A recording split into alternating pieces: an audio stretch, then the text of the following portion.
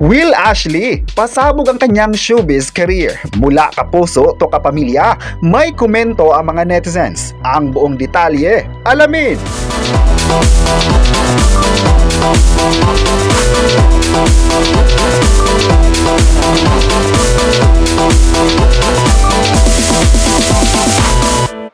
Panalo ang Pinoy Big Brother housemate Will Ashley bilang Best Supporting Actor sa 9th Edis ng Society of Philippine Entertainment Editors or SPEED noong July 5 sa Ceremonial Hall ng Marriott Grand Ballroom ng Newport World Resort. Iyon ay para sa Bar Boys After School. Katablan niya sa nasabing award si Rico Blanco para sa Manila's Finest. Bahagi ng acceptance speech ni Will, nagpapasalamat siya sa lahat ng mga co-actors niya. Pinasalamatan din niya ang mga kapwa nominees at isa sa mga pinasalamatan niya ay ang kanyang network, ang GMA. Noong July 7, inayag na kasama sa first 4 official entries ng Metro Manila Film Festival 2026 ang Amer ng GMA Pictures kung saan tampok sina Dennis Trillo, Argus Aspiras, Glyza De Castro at Will. Dahil dito marami sa mga fans ni Will Ashley ang masaya sa tuloy-tuloy na proyekto na ginawa niya sa showbiz.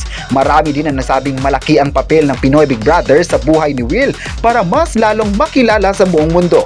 Mula kapuso kasi ay nabigyan ng pagkakataon na mapapanood ang lahat ang kanyang buhay sa reality program at mas dumami ang opportunities na natatanggap niya.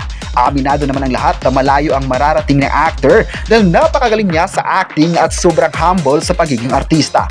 May nagsabi naman na mahal talaga si Will at kinongratulate na ito ng maaga. May nagsabi naman na welcome raw ito kung magiging kapamilya in the future dahil malakas ang kanyang appeal sa mga audience. Kuhang-kuha talaga niya ang atensyon ng mga viewers at hindi niya binigo ang lahat sa kanyang tapang at determinasyon sa loob ng bahay ni Kuya.